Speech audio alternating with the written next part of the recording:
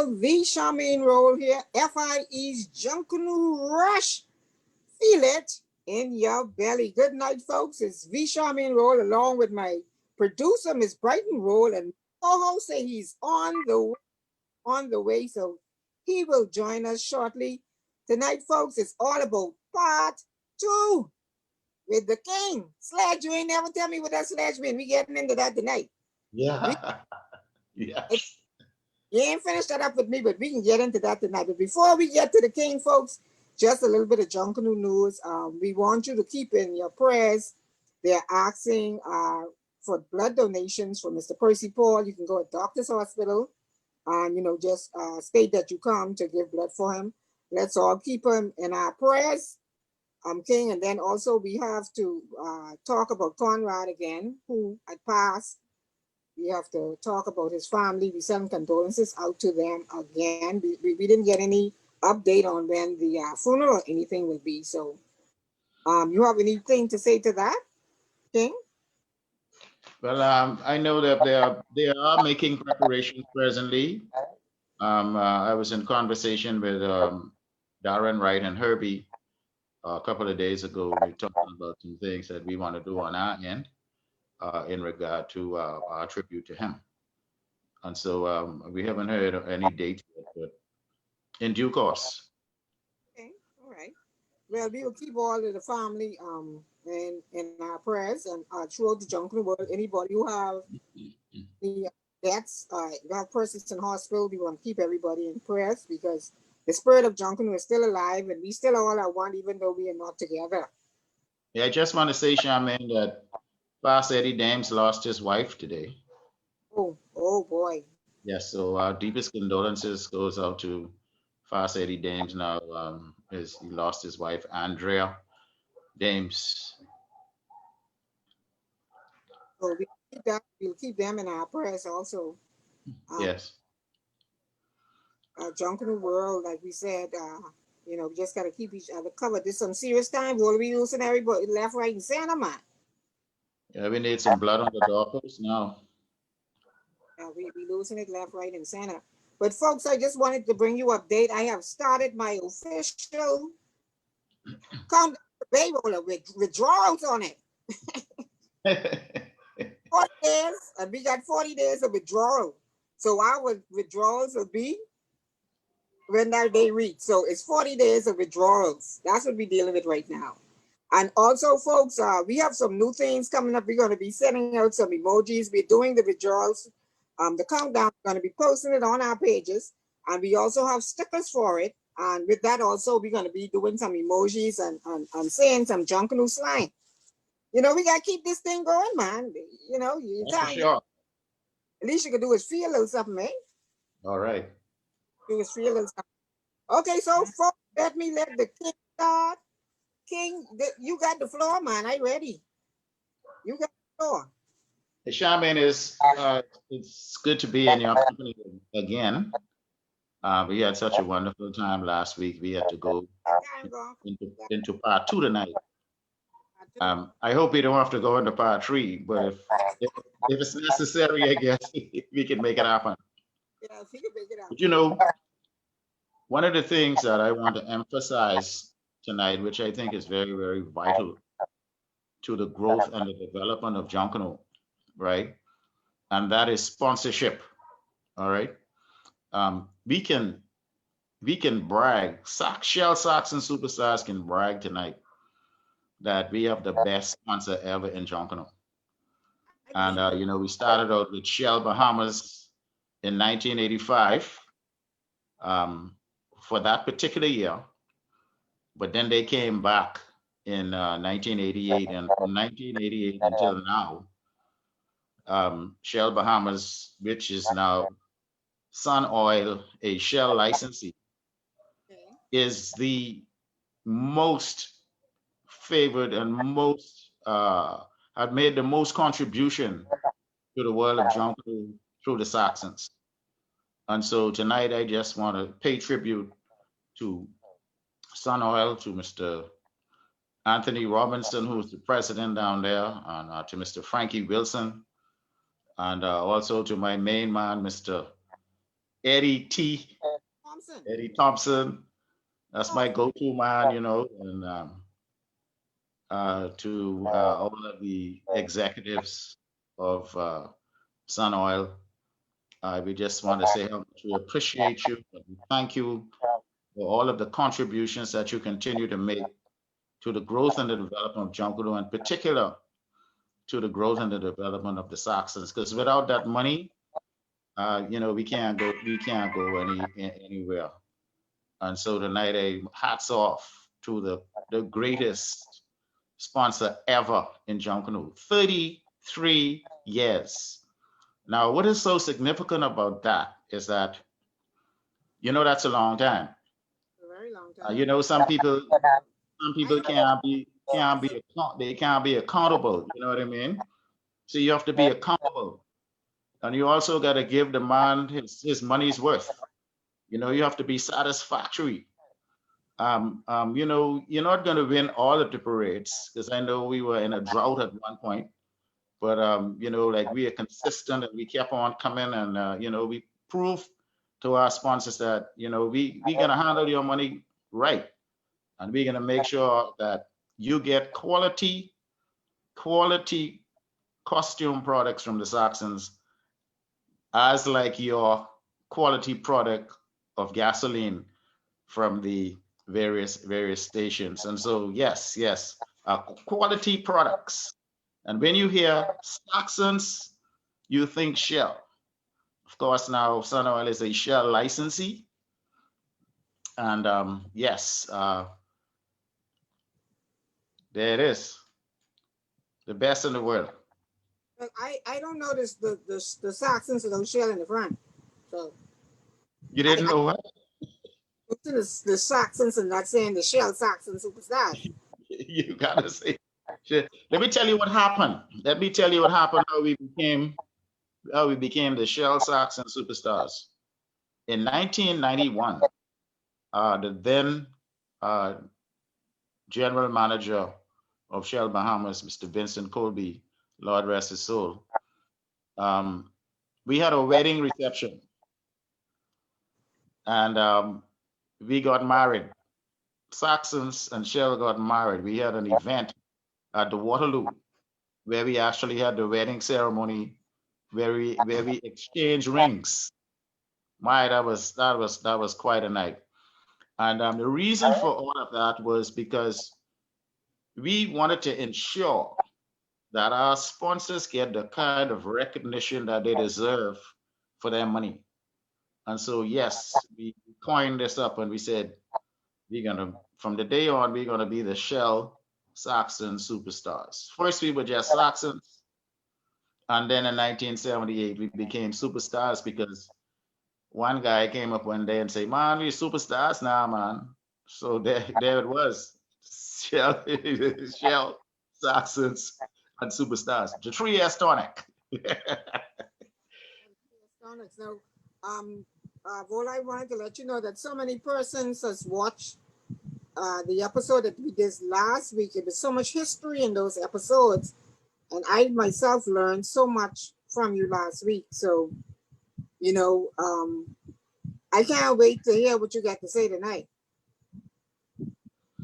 All right. Once I get going now, once I get cranking up, that's it. That's it. Now we No, had we had we had actually stopped where at where we won our first Boxing Day parade. All right, and that was 1972 Boxing Day with the Hindu gods and demons. And I can tell you, man, that was some costume. And then we moved right on, and that would have been our second first prize at that particular point. And then, of course, 73 wasn't all of that, but that New Year's of of 1974, that New Year's 1974, immediately after Boxing Day, we won again that New Year's with a theme called the Burial of King Tut. Let me tell you something, that was one of the prettiest costumes that I have ever seen in my history. I have never seen anything like that since. There was a halo of color on Bay Street. It was almost like this big rainbow that hovered over the group. I mean, it was just so colorful. People were just screaming and hollering, you know. That when the daybreak on that particular theme. My God, what a morning that was, you know. And then we went right on, man. We just kept going on, you know. The Sunday of '74, we didn't pull that off. We got second, but we came right back that New Year's again with the grand dynasty of the Grand Mongol Khans. Man, listen here. And we had the old Nassau Theater, which is the palace now down in Elizabeth Avenue. That was our shack. So we was right on Bay Street. And it was so convenient for us, you know. And I could tell you, the dynasty of the Grand Mongol Khans was one of those costumes, man. And then we had a particular style. We had a particular style. We had a particular way of coloring and all that. We always, you know me, like I told you prior that I grew up in a flower garden because my mom was a florist. So, you know, my eye full of color. I just like colors, you know. And so that was a really colorful morning. And then we got into some problems in '76 Boxing Day again. You know, the Wally just kept on giving us these left hooks, you know. But anyway, we survived though, you know. But in '77, New Year's again, we came back, right? With 1001 Arabian Nights. You know, I was telling you about these stories that have been told for 1001 nights because the king was supposed to execute this fella. But this fella was so good at telling stories, he told stories for 1001 nights, and he was actually almost his life was spared. That was a winning morning. I mean, Charmaine, we kept on winning. But I could tell you now, Sammy Thompson and the Music Makers, right, really put a hurting on the Valley and on us because they won the '76 Boxing Day, '77, and '78. They won 3 consecutive Boxing Day parades in a row. And I mean, I remember one time I was going down through Kwaku Street and y'all had a shop next to the police station. And man, what they going peeping there for? Man, listen here. Yes. Tommy had some stuff in this world, you know. But I could say one thing, boy. That was my good friend. We were really tight. You know, if he needed anything from me, I'll make sure that he get it. He said, man, well, man, I ain't got no yellow paper, man. See if you could help him out. Or, you know, I don't have no contact. I ain't got no wire. But whatever I had, I always help him out, you know, because he was my boy. I really miss him now, you know. But that was a record year. But we learned a lesson from that. And I was telling you earlier about my friend, Mr. Arthur Higgs, right? Arthur Higgs came in with the Lollipop Boys in '67. And so he came to me and he said, Vola, I know why Sammy beating you, right? And he gave me the formula. He gave me the formula. And when he gave me that formula, that's when I understood. I got the secret. And then that's when we started to really put hell on Sammy, you know? And so the '79, we didn't do too well at Boxing Day of '78, but '79, New Year's Day, we came with the opening of Parliament Jubilee. We won that parade. And the big boy was Boxing Day of 1980. My God, Kenny Mary Fox, Gay Davis, and that whole crew, man. Listen, that was a morning. Tribute to the heroes of the HMBS Flamingo. Now, that is when we begin 79, 79, we begin the trend after we got the secret. And that secret was to actually stay within the limits of our territory here in the Bahamas. You see?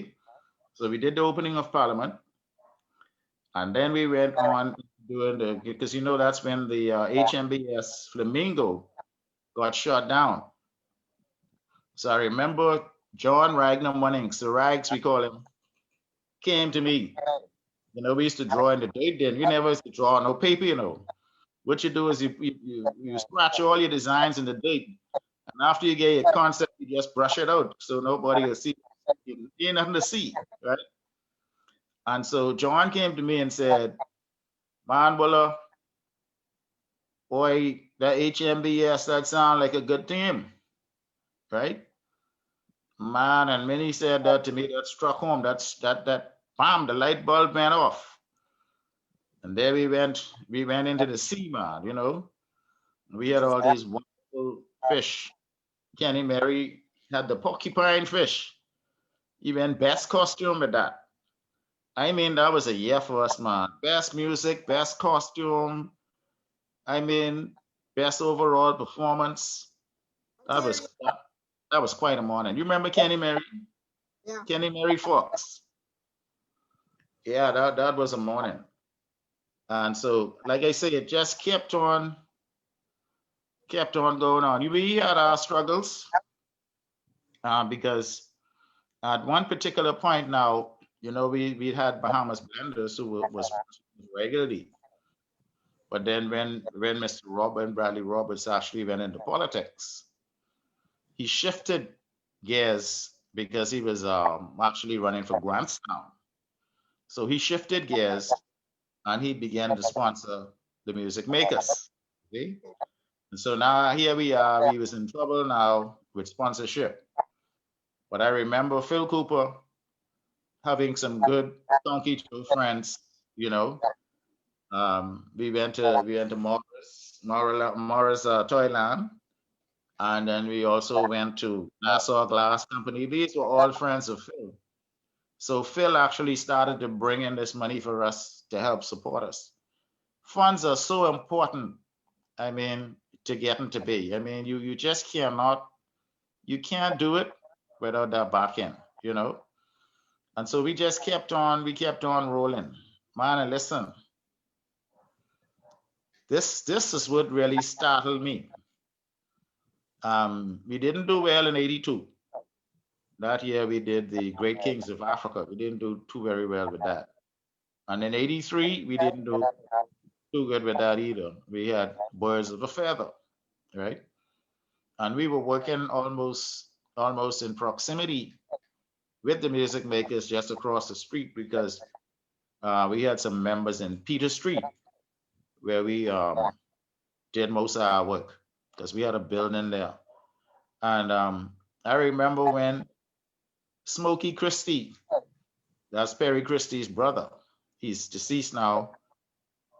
He used to come around, but he loved Junkanoo, But I didn't know what he's coming around for. And coming to find out, he was a big spy, right? And so he used to take all our information to Gus. And Gus is a shrewd fella. The minute he hears something, boy, listen, he gone with that. Even if he got to recall and break up everything and start over, but that's the kind of fella he was. But that year with Birds of a Feather, what Gus did was he actually took some birds too, but he added like flowers and all and fauna and all that kind of thing to it. So it was a little bit more joyful than our theme. So we ended up getting second. But I'll tell you what happened after that now, Charmaine. This is very, very interesting. What happened after that was, I remember I used to buy crepe paper from Gus, because Gus had a little store, a little sports store, but he used to carry crepe. So some of the colors we didn't have, I'll go down to his house and I'll purchase and everything. But I remember when I walked into his living room one evening, and I saw this picture of this paradise theme that he beat me with the birds, right? And then on this photograph was a grasshopper, an ear of corn, and then there was another. There were flowers as well, as well. You see. So let me tell you what I did. I got three costumes out of that same one picture I saw that night in the house. He don't notice, you know. Fuck, he'll never notice. But I can share it tonight with the public, and that is the invasion of the arthropods. That would have been a Boxing Day of 1984, right? That's when we brought the insects. And so I can remember that when I looked at that picture, and like I said, I got three costumes out of that. So that 84 Boxing Day, we won. We went big with that, right? And that was the time when Jackson came, and I told you about this earlier. When Jackson came to the house on Saturdays, we sit around the dining table and just have a chat with all the top boys before we start to do any work. So we get our guidelines as to what we're gonna do for that day. And he asked me, say, "Well, what do you do, man?" So there was a fly flying around, right? So I swat the fly, and I said, "That's your that's your costume right there." And then he said, "That nasty thing," you know. But that particular costume there was a new era for us in terms of three dimension, color, design, agility, all the movements, and so on. And listen, that was a wonderful year. We didn't win that New Year's. Gus came back with some fish that really put hell on us. Now, the second costume what I got from that was Let's Feed the Nation because I saw that air of corn on that picture. And I say, boy, now this is a good one, right? And so actually we went and we did all the fruits and all the vegetables and all that, and we gone into the farm with the goats and the sheep and the pigs and the you understand what I'm saying? So it was like a whole farm kind of thing. I was the scarecrow in that whole thing. I can send you a clip, right? With I the scarecrow. remember. Yeah, I remember You that. remember the scarecrow? Yeah, Yeah. that's when I began to start to Yeah, actually Jacob. start to do Yeah, my thing, you know. right. You I know? remember. Yeah. Yeah, that's when my dance really started to come into play. And so that was a good morning. That was an extraordinary morning. Now we were on our way to four straight, but actually we got stopped, you know, simply because, well, I had a bad arm. I couldn't use this on this right arm at all. So I couldn't draw nothing. I couldn't cut nothing. And so I had some other people trying to help me out. They wasn't listening to what I was saying, and they wanted to do their own thing. But at the end of the day, we end up coming second in that particular parade. Now, the third costume that I got out of that was "Come and Dine with Us," which would have been the that would have been the 86 New Year's, right? Come and dine with us. Listen, we had all of these. We had the lobsters and the crabs and the man. You should see them dishes, man. You know. Of course, I was the maitre d' in that one. You know. And like I said, I got three costumes from one picture what I saw. But I can say now that Gus was a good man. You know, he was a good man, and we became eventually we became very good friends. But as we go on, as we progress now, um, we suffered some losses again, 86 and I think 87. And then we did I think it was a 87 New Year's Day. We won with the costume called the Magical Shell Kingdom. Now notice all of these themes now. All of these themes are basically staying right home, right? Right here in the Bahamas. We wanted to stay home because you know you gotta play with the mind the judges, you know.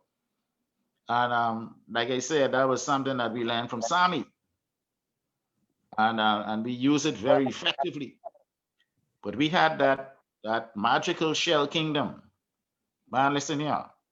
Those shells, we had some really, really nice colors. We will use whites, we use pinks and yellows and ice blues, oranges like that. We kept all our colors very light because you know when you're talking about the shells and then the water and everything like that, right? That gave us a whole different look, man. And guess what? That was the Thai morning. That's in the Wali Kam Thai. No, Yeah, no, no, no, no. That wasn't the Thai morning. I We beat remember. them by 5 that morning. Okay. We beat them by 5 points. And right, that was an excellent morning. But of course, now, here we go now. Coming into 1988, Boxing Day. Now this when Shell came back on board.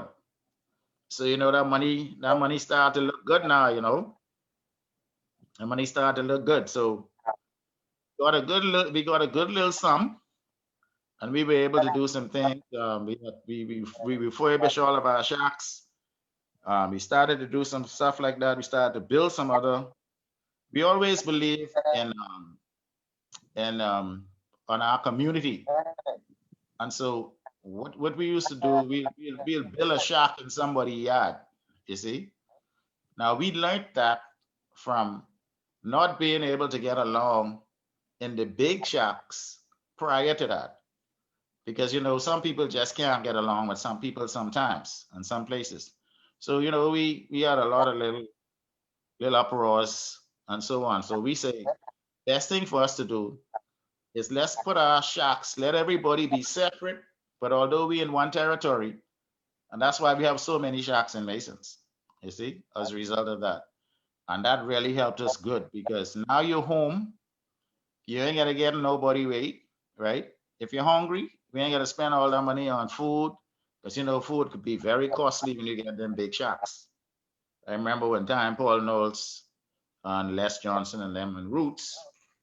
I met them at the South House one Saturday morning, and they put in this order. I waiting so long. I'm the final man. They order 60 Souths, right? And they was scanning for like $15 a piece, and that was only one Saturday morning. So you can imagine the kind of money that you know you could spend in a big shack, and that was the reason why we decided not to have a big shacks anymore. So if you're hungry, you can go in the house and cook, fix the sandwich you could eat. All the facilities are right there at home, so you don't have to put no strain on the group and so on. And then at the same time, you were comfortable. You had to worry about nobody being around you, right? Causing no disturbance or whatever the case may be, you know. And so that worked out fine for us, right? And then I remember that year my aunt actually got very sick, um, and so I moved my camp from the yard in Masons to the back street on Hercules Street where Kool-Aid now occupies. That became a stronghold right there. And that was 1988 when that occurred. And that was the year when we brought Let the World Know the Bahamas is Our Pride and Joy. That was a slogan that the Ministry of Tourism used. See? And so, like I say, here again now, we still staying home, okay? Because we were fortunate with these concepts.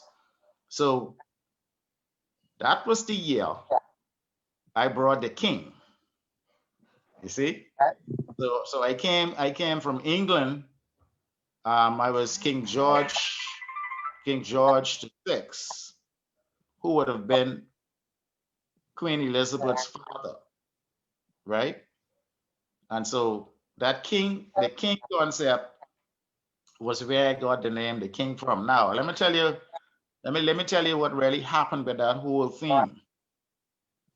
Because I was the king, somebody came to me 11:30. They gave me a call 11:30 p.m. just before Boxing Day morning. Say, Vola, where is the red carpet? Right? We ain't had no red carpet. Everywhere closed. So we had Mr. Vise from Quality Fabrics. He was our friend, him and his wife. We made a call to his house.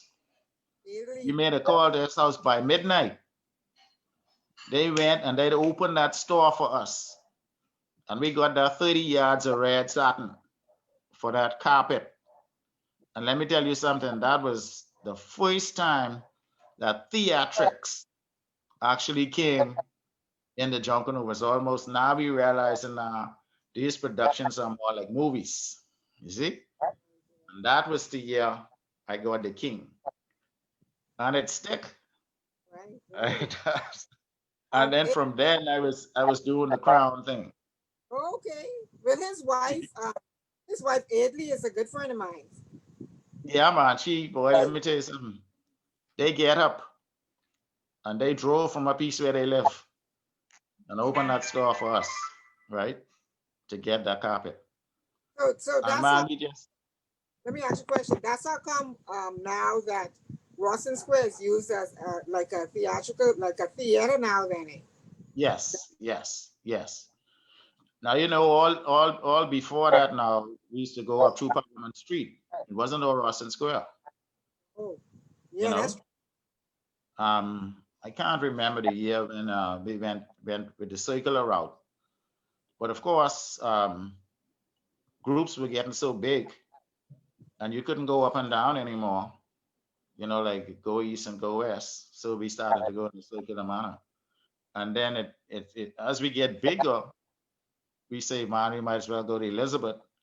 And then we ended up going to Elizabeth Avenue. And Ruston Square now became the centerfold or the grandstand. Now, before that, the grandstand was actually just before Royal Bank, where they had the Prince George Hotel, right? Prince George Hotel was right there. The Lums Arcade is where the hotel was. And so that was the center stage for, once you pass in there now, you got to rock and roll. And you used to have a lot of people, they get their tickets and they will be on the balconies of the Prince George Hotel. I mean, hundreds of people, you know. And of course, after a while, bleachers and all those kind of things came into play. You see? Now, like I say, we just way roller. The bleachers was good and bad to me. I mean, I know you needed to make the revenue right, but it forces uh the streets. It made the streets so compact where it seems like the performance can't really be done properly because of the bleach stuff on the side. yes, yes. I agree with you. Of course, they were thinking revenue. They used to use the stands of the parks. Ministry of Youth, Sports, and Culture would bring in everything from all of the parks and sort of put those up at the beginning. But it did actually take up a lot of space, you know, and that's the way how I guess the way how it is. But we still have a lot of work to do in Junkanoo. A lot. We have a lot of work to do. Um, I have a lot of things in my head. I have a lot of stuff in my head. But we'll get to that on another note. Now, you were asking me about all these names I have, right? I just gave you the story of the king. King, yeah, I heard the king one. So, so that one is behind us. Now you was asking me about sledge, right? Now when we became Saxons, we used to identify with the mighty Thor, right? And the mighty Thor will have this hammer. You see, he'll have this sledgehammer. You see, Okay. and so on our design of the Saxons, we had the flying S, but we had the hammer come through it, right? And then I used to like to sing, you see, and by being Percy, right? They say that's Percy Sledge, Right. right? So they identified me with music, and they also well originally I was the sledgehammer, you see, I was the sledgehammer, and of course that was the reason for the sledge. The sledge stick, because you used to call me sledge, but the sledge stick, yeah, and then Well, it's amazing I the got whole the name. news is fine nickname for people like. Bahamians, right? Us, we always can find a name for somebody, right? Every- I at one point, let me get this joke. I didn't even know I had a nickname in Jungle. I was walking through Frederick Street, trying to go around to the back 30th Street. Oh, Judge Judy coming. I said, so big bad Brad put me on the side, say, you ain't know he's called you Judge Judy. Eh? I said, oh, okay. But that's your mannerism. That's the type person you are. You're a serious woman. Wait, I come to do my work. Yeah, you serious. You're serious. A lot of people take that in a different way sometimes, but I also tell them, get to know me. But when Yeah, you sit, don't talk to me because right. vehemence go when you doing things, everybody watching everything you doing and Yeah, your lips and this, that, and that thing. So I ain't giving you nothing to talk about. Now, when I exactly. get off and I didn't come up Bay Street, mean you could have the biggest laugh and the biggest joke. But until then, ain't nothing Yeah, happening. yeah. You know, uh, then I got the name the boss. The boss. Well, I get a little note from here. Donald Doncom says, tell Percy he remember the circular route may have started when the Vikings came with the War of the Gods. And they used Parliament Street to come off of Bay Street. They had to use poles to get their costume from Parliament Street under the wire. Yeah, yeah, that would have been Shem would have been gone from the Vikings then. So I think that would have been the Hyla boy, Pirate Hyla. He used to build a lot of big stuff, you He know. said 1974 when the circular route. 74, yeah, around there. Because I remember when they won, they had a big win, somewhere right up in there at one point. But yeah, it's a lot of changes that took place. But I became the boss at one time. Now they used to call me the boss because now what we started to do is we had this little group, the show group, what we used to call the Great Gumbe Dancers, right? And then we would perform to mainly to the Nassau Beach Hotel, and we had about 2 or 3 days down there a week, and wherever if we go off to the U.S. or wherever we go, the Great Gumbe Dancers was the show group, you know, and I used to dance like crazy then. But of course, the boss came in when the checks Friday when time to get paid.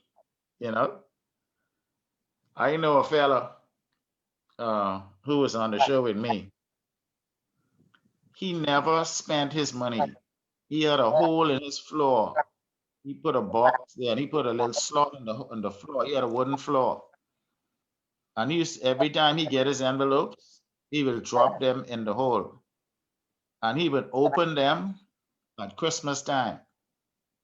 And he did that on and on. And that's like I say, that's where I get the name the boss because I was the paymaster, you see.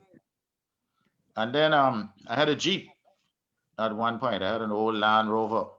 We used to just ride around in that all over the place, man. And that was our main mean machine. Go collecting cardboard and what have you. And so they gave me the name JJ and then gave me the name Saigon. Saigon, that's like war. I mean, boy, listen, We just had such a wonderful time. And you know, the story continues where, like I said, we started building these shacks in everybody's territory, so everybody was basically at home, you know. And hats off to JJ Johnson. Boy, he was what a junkanoo man. You know, he was a top man. Much respect to him, and of course, much respect to a whole lot of people who actually made their contributions to bringing us to where we are today. You know, I just flashing now. My memory is going, but I reflecting on 1988 when, again, like I say, when we brought the theme, let the world know the Bahamas is our pride and joy. Let me show you how sometimes, Shaman, how you get themes. How you get themes sometimes. I remember when we did the Let's Feed the Nation with all the corn and thing that I talked about. I remember Phil Smith from ZNS coming into our shack a couple of days before Christmas. And he's looking around and he say, "You're feeding the nation, eh?" you know? And I say, "You're damn right, Phil." and that's where we got the name. Let's feed the nation. And then I remember Percy Paul would let the world know, because we did the whole world actually. We were representing just about everybody. The dragon from China, etc. Right? The eagle from the United States of America, and so on. And so Percy Paul came into the yard one day and said, um, "We letting the world know, eh?" I say, "Damn right. You let the world know." I was pride and joy. But you see how things actually develop, you know, as you go along, everybody plays their part. I remember in 1988, that would have been the New Year's of 1988, prior to Pride and Joy, that New Year's Day, we were starting a another costume. We only get a couple of days, we maybe got but maybe 6 or 7 days before New Year's, right? And so I remember Anthony Gibson, very artistic fella again. He came to me and he showed me this calendar, right? And this calendar was actually very illustrative. It had like New Year's, it had the champagne and the stars and the party, and then it had the heart for Valentine's and so on. And so he was showing me this real colorful calendar, and he said, "Man, Willow, what you think about this?" I say, "Boy, this it, you know." And I recalled everything that we had already done, and we started doing that, and we called that an invitation to celebrate.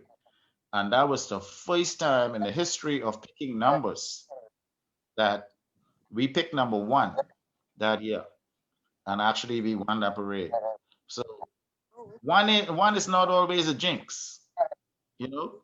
well, we'd like to welcome our co-host, Mr. Kelvin Paparazzi. Reach. He Yeah, I'm reached. off. Yeah, yeah. Good night, King. How you doing? My brother, how are you, man? Pretty good, pretty good. Glad to be here. Well, you miss Glenn Better Papa. late than never. You A couple of alias, I didn't find a couple of alias, man. I'll have to watch the show again, and I'll watch it. I'll watch it. I just hope I don't ask no questions pertaining to what you already talk about. Well, he was just talking about how he go got his ahead, name. shoot, man. Let me hear you. Go ahead. Let me have a little recap. Go ahead, Chairman. He was just talking about how he got his names. The Oh, okay. Uh-huh. sledgehammer, really, in the Saxons Okay. from the hand. All right. And King is when they bought the King George to Bay Street. And he came dancing. And you know how Vola is pretty. He's come down off this stage. They built these big crown and things for him to be coming down dancing.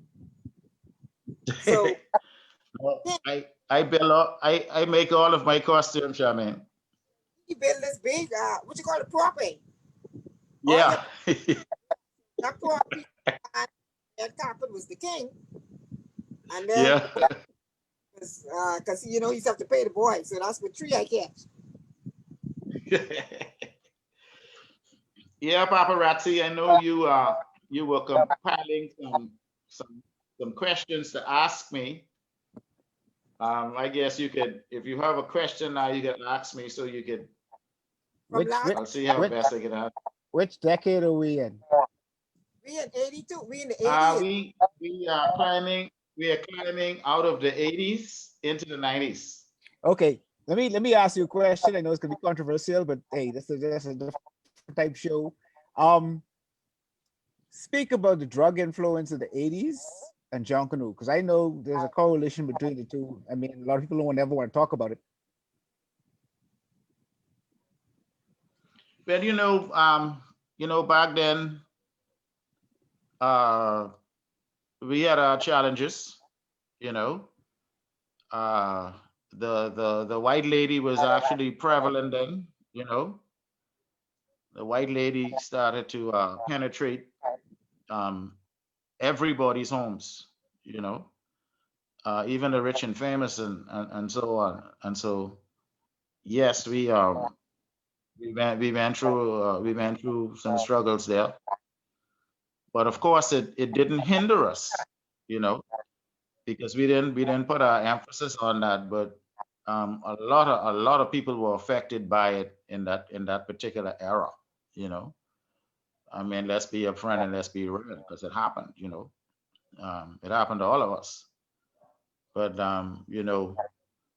that a fella like me, where my foundation, I was built on the rock of Jesus Christ. And so, when things get rough coming my way, I had a strong foundation. I was deep rooted. And so, we were able to overcome most of the challenges that we would face, especially during that would have been the early stages of the 80s, you know? Yeah. That's good enough for you? Yeah, man, that's pretty good. Um, Being a leader, you've been leading from Saxons from day one. Yeah. Well, From day actually, one. Phil Cooper, well, Okay, we yeah. weren't the Saxons when Phil actually started us. We were just the Masons Edition boys. Okay. But like I say, we became the Saxons in 1965 with the coalition of East Street and West Street coming Hmm. together, Hmm. right? And because of, like I said, because of my artistic and creative ability, right? I was recognized by the members as a result of me having that kind of influence in relation to when I told you about the helmet, that the first Saxon helmet that I made. Hmm. Everybody wanted one of them, you know, and Right. they was coming Right. from near and far. But we had spread our tentacles all over the island, all over the island, right? We started in Masons, but we started to spread. We got big and huge, you know. And I remember today, and I didn't want to forget this by you actually jogging my memory.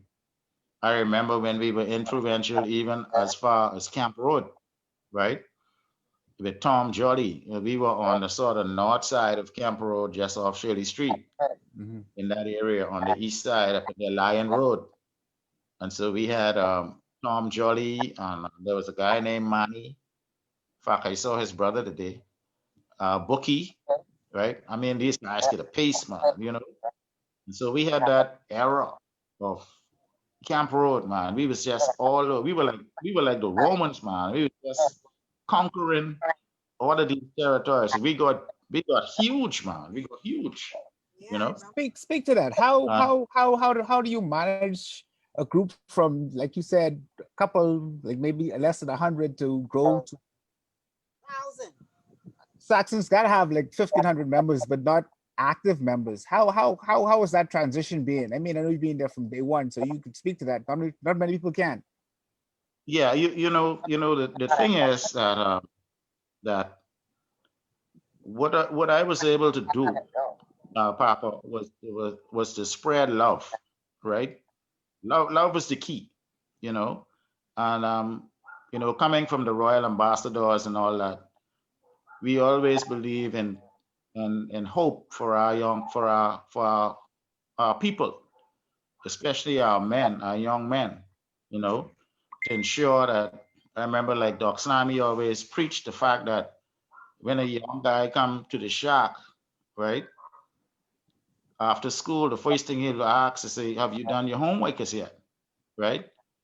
You say, well, no, but he say, well, all right, go home, get your homework done, and then you can come back later, spend an hour with us or so. But we were so, I mean, the talent that ran through us was strong, you know, and we were able to influence a lot of people. We was able to influence a lot of people to be a part of us. Fellas just wanted to join the Saxons, man. I want to be because we had this soul, we had this deep soul and this deep love, and of course we penetrated people in that regard. I remember when Leslie Red Darvel first came to us in 1970, along with Slimy Thompson. He came from Chippy, and so when Chippy broke up, right, we started getting fellas like Red Darvel. Red Darvel was actually our first round draft pick, like how they do with the NBA and football.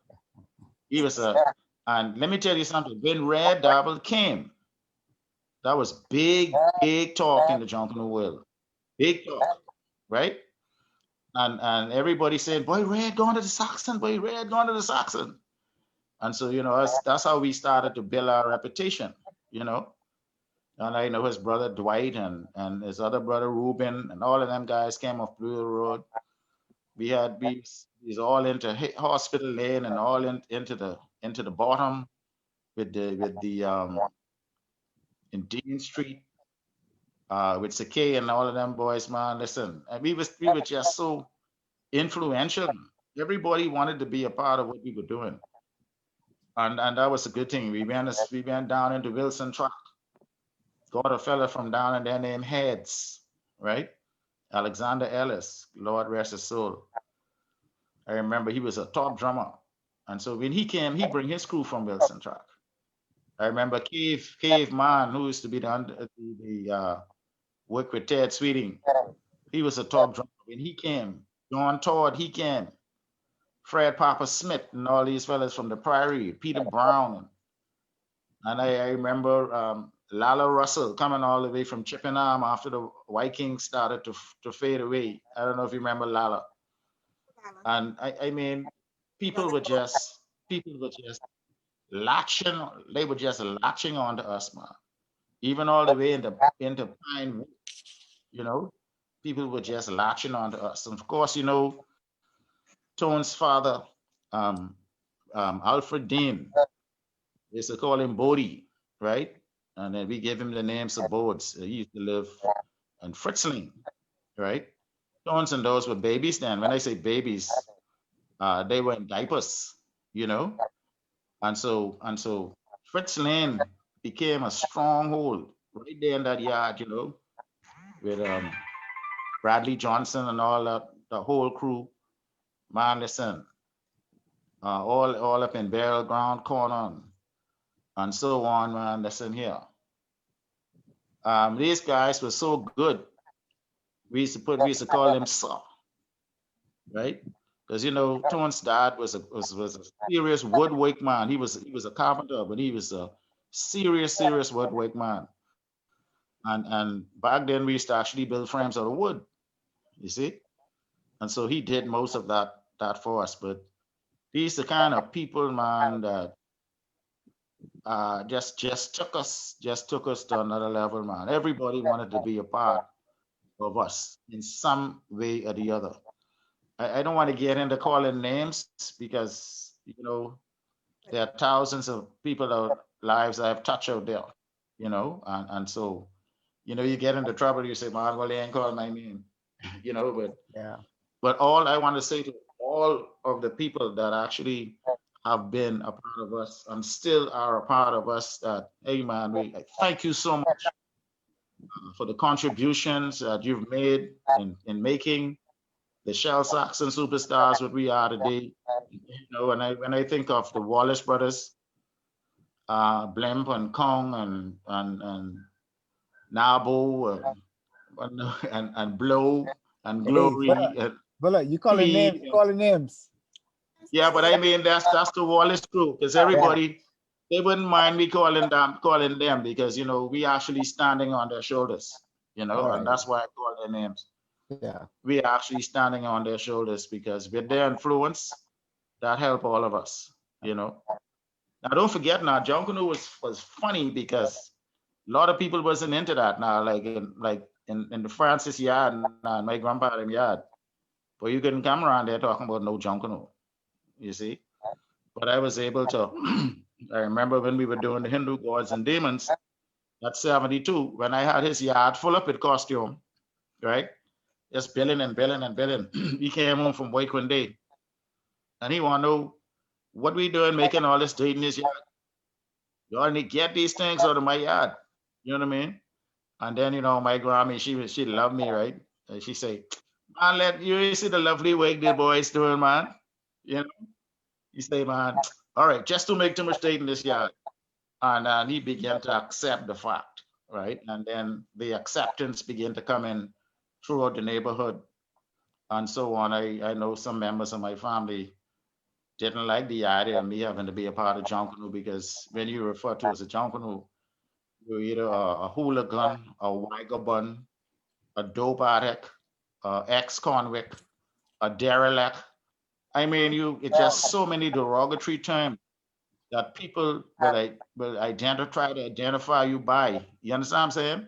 Hmm. But we were able to rise above all of that, And thank God for Mr. Pindling in 1977. I remember he made a statement that Junkanoo, because the makers actually start doing this real fine fringing, when boys get a pace, you know, and he described Junkanoo as painting with paper.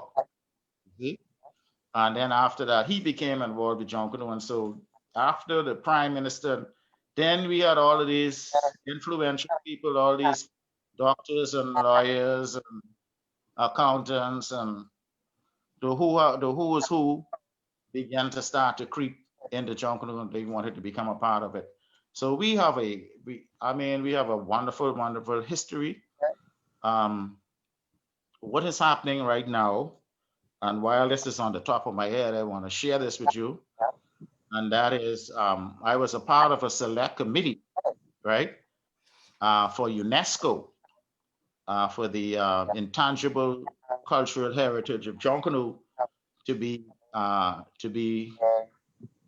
stamped and named so that we can officially use Junkanoo as a name for the Bahamas. That the nomination papers have already been done and they have already gone off to UNESCO. Of course, UNESCO is very, very picky and very choosy. So once you go in there, you have to have your facts, and I can tell you, they ask some very, very hard questions. So for months, we were actually just working together with our Secretary General for UNESCO, Ms. Deirdre Bevins.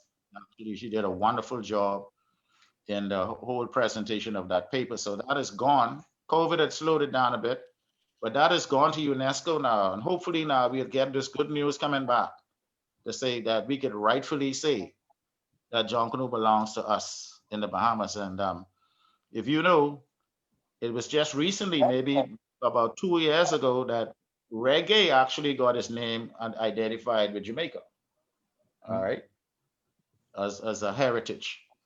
And so I just wanted to share that with you. Vola, speak to like the changes. Like we seem to be going through another transition in Jalkanu now. We've gone from uh, sponge, newspaper, the evolution of pasting is what I'm really talking about. Are we losing the art of pasting today? Because I mean, you have all these other new materials now that people seem to be utilizing. I don't know if it's because of time. I don't know because they don't want to put the effort in to actually paste. Your thoughts on that? Okay, so listen to this now, Ratsi. If I paste something, right? I sticking that on, right? Huh? That All see, right. foot in the mouth. Uh, So so so so so I uh, using I using flower pot no more, no, right? no. I using my white glue now, right? But I still sticking. I got my glue gun, right? But I still sticking. You see what I'm saying? I got And you. so what what I'm trying to get home to is the fact that John Canoe, and I said this to one of my directors one day at the Ministry of Youth, Sports and Culture, but he did not agree with me, right? When I said to him, I said, listen, John Canoe is evolutionary, right? We don't know where it come from. You know, we have these bunch of stories actually saying this is where it come from. It come from there. It come from here. It come to here. It come from there, right? But we don't really know where this come from. You understand? So if you don't know really where it's coming from, and then you don't know where it's going, you see? And this is what we are talking about when we talk about the evolution, right?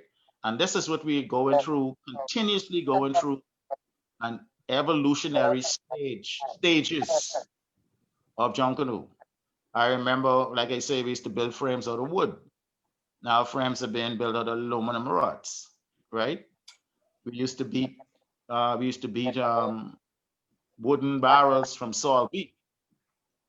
They stopped making wooden barrels, all right, and they ended up. I remember when Lord Frog from the Makers started to make the drums out of the steel tin, out of the garbage tin. You see, so we had to find different ways to do different things. You know, I remember when the cowbell only had one little tongue, and you buy that from maybe Malcolm, and if you don't braise well the seams, your bell will fall out in your hand. You know, and so I mean, there's just so many changes. I'm doing a book right now.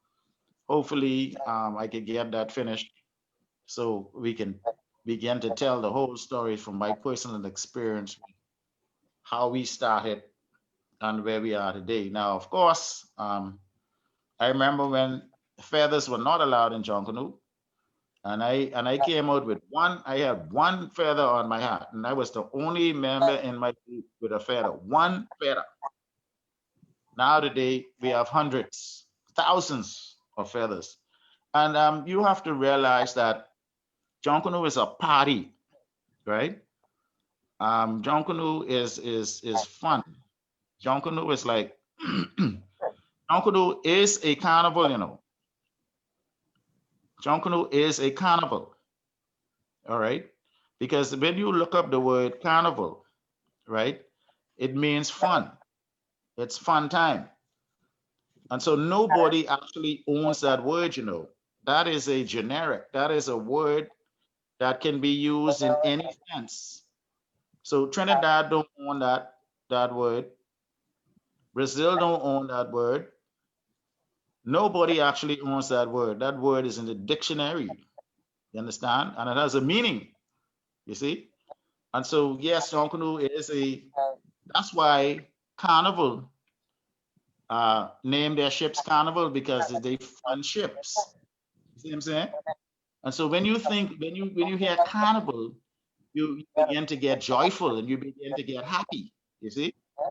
And so when we really look at this whole picture of a party, you know, you think of balloons and you think of feathers and you think of confetti and all of these things. All of these things are basically decorative materials that takes place in a festive period or a festive time. And so yes, we will. You saying something? No, no, go ahead. You. Yeah, and so yes, you getting me? Yeah, we got you. You see what Yeah. you see what I'm driving home to? Hmm. You see? Now, I remember when I had hell to get two bugles for my group. because there were only like maybe 6 or 8 buglers in the whole of Nassau. If you get 2 of them, you're lucky. And that's how we used to have our little melody, you know. Na-na-na-na, na-na-na-na, na-na-na-na-na-na-na-na, na-na-na-na-na-na-na, na-na-na-na-na-na-na, and so on. And so nowadays we got we got a whole orchestra, you know. And so like I say, we don't know where Jonkodoo actually came from. I know Arlene have some good stories. I got some stories too, but I'll have to share those with you off here right now because that's gonna stretch some people's imagination a little bit too at this point, you know. But that's something that we could talk about later on down. What I have discovered, right? Because now we also have we have an African influence, right? We have an African influence. We have a Indian influence, right? And we also have a European influence. So you have these 3 influences actually that predominates Jonkodoo. You see, that is the drums coming out of Africa, right? That's your soul and that's your heartbeat. That's your boom, boom. You understand what I'm saying? And then of course, you know, you have your masks and everything like that, which will basically come out of Europe, right? With along with your dance moves like quadrille and conga and all these different kinds of moves, right? So all of these are basically incorporated. And then you have the Indian influence, right? Because you know there was a serious migration coming out of Central and South America when the Indians, when all of their land actually started grew up in a big jungle, and they weren't able to farm anymore, so they had to move, right? So they had to migrate, and that's where they began to move throughout the Caribbean and throughout the Bahamas and other islands. And so all of these things are basically a part of our the movement, you know, the passage, I'll call it. And so, like I say, yeah, we don't know where it actually came from, and so we don't actually know where it's going. But I can tell you, you know, we talked about this last week, that we have to get to a point where we want this to go. We want this now to become an industry. We want Jonko to be an industry for the Bahamas. We want to bring that GDP.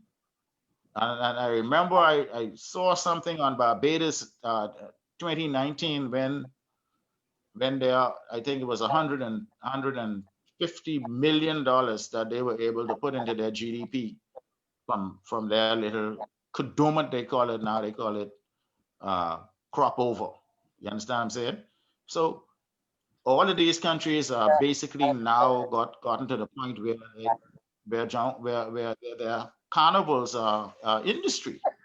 You see, and so because we actually started paparazzi without a structure, right?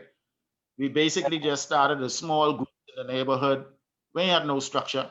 You understand what I'm saying? It ain't like you joining a lodge or something like that would have all of these rules and regulations governing them, right? We now beginning to understand that there are some things that we have to do. We have to basically have structure.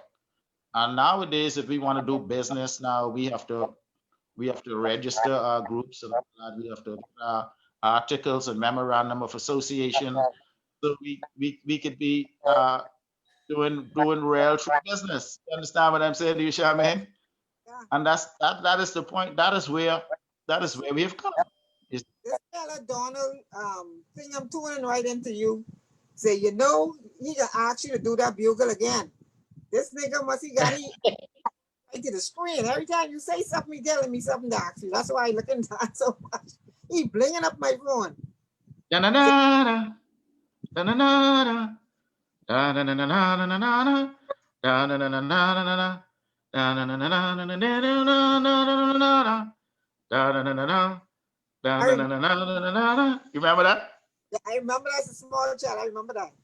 I getting Boy, goosebumps. listen, I remember Hey, when the Vikings came out on New Year's of 1967, New Year's, they were lined up in Frederick Street, Mm. and Fuzzy Moss had the only bugle. Boy, listen, when them Vikings mic out there, and Fuzzy Moss strike up that bugle, swinging on the beat. Right. No, no, no, no, no, no, no, no. What is it? Boy, listen. That I was mean, I was with my group, right? But boy, he runs some chills up my spine, but I tell you the truth, I'll never forget those sounds. I'll never forget them. So Donald, I know if you was there, but I was there, you know. But the bugle was really, really something. yeah. Dog. Not so much the conch shell. The conch shell was good too now. I remember The that conch shell song. was good too, but the bugle. Vola, let me ask you. Let's talk about the you don't know where John was going. What's the future for the Saxon superstars? Um, we know you're not going to be here forever and ever and ever. You know, you started the group, so I'm sure you ain't going to keep the group with you. Do you have a You succession know, for the future, or what is the future for the Saxon? to be honest with you, right? Uh, we are not going to be here forever. All right, we only passing through, and so it's very important to begin to think about succession planning, passing the baton on. That's very important. And right now we have all sorts of people already lined up, right, to move this group forward because to be honest with you, we we have roots. I'm not talking about Roots Junkanoo Group now. We have roots that are actually so deep, right, that we can almost exist. I mean, by ourselves. When I say that, we we uh we can be here for a long time. We can be here for a long, long time. We have already gone into a couple of generations of Saxons right now, but we're gonna be here for a long time. And let me tell you why. Because we have these deep, deep roots, right? And we have a very, very strong foundation. You see, and we are resilient, and we like I say, we have multi-talented people in our organization, right? You ain't gotta worry about me because I, as a fella, my job right now is to protect the brand. My job is to protect the brand, to ensure that we have quality parades. You understand what I'm saying? To make sure that our future will be bright. So we have to put some things in place, right? We want to be able to get our land. We want to be able to get our building, right? We want to be able to get our home, right? Because I mean that was something we always thrive for. But I think that's going to be very important moving forward. You understand that we all of the groups now after now begin to think about where you're going to establish your home base. If you're talking about industry and all that, right? That's where we are right now. We moving now from one stage to the other. All right, And Vola, then I want you to look at the screen and tell me uh-huh. in that picture and talk with that picture. You see that picture? Yeah. Who that? I gotcha. Take that. I was I was playing Batman that morning. Papa, look I at was how playing Batman, Papa. and it's that Darren right on my Darren Bastian. Right? I think that's Darren Gerard. I remember I brought my son out that morning. Oh no, no, my son wasn't born yet. No, that's Darren and Gerard. That was save save something. It had something to do with the species. Yeah, boy, I was skinny, eh? I was digging for that whilst I said, let me dig for this and slap him with this. Let me show him because we Vola, were sorry, taking go it. ahead, man. You see that picture, Papa? Yeah, I was just gonna ask Vola. Speaking, and now that I see this picture, bring back memories for me of John Canoe. Vola, speak to the colors, man. It seemed like back then you used to use like a gazillion colors compared to today. Um, well, I always like to be real colorful. That's me. I don't like no two costumes that look alike. That's just me. And Junkanoo is kaleidoscopic in a sense of kaleidoscope of colors and the spectrum and so on. Um, what we were able to do, fellas in the Saxons, right? At one point, they got a little disturbed with me because I like my red and yellow and all of that, right? And so they get disturbed, man. Oh, this man always using these colors, they get a little disgruntled with colors and all that, right? So people start doing all sorts of things. They want to do this and they want to do that. Now, what we were able to do, what they were able to convince me with was when we brought cancer for Christmas, Boxing Day gone, right? We realized that all of the cancers have different colors, right? And so they emphasize that what they would like to do is to have the various sections with the different cancers, which worked very well. And I thought that was a good thing. If you notice the parade, you'll see exactly what I'm talking about. Mhm. But I really like my colors.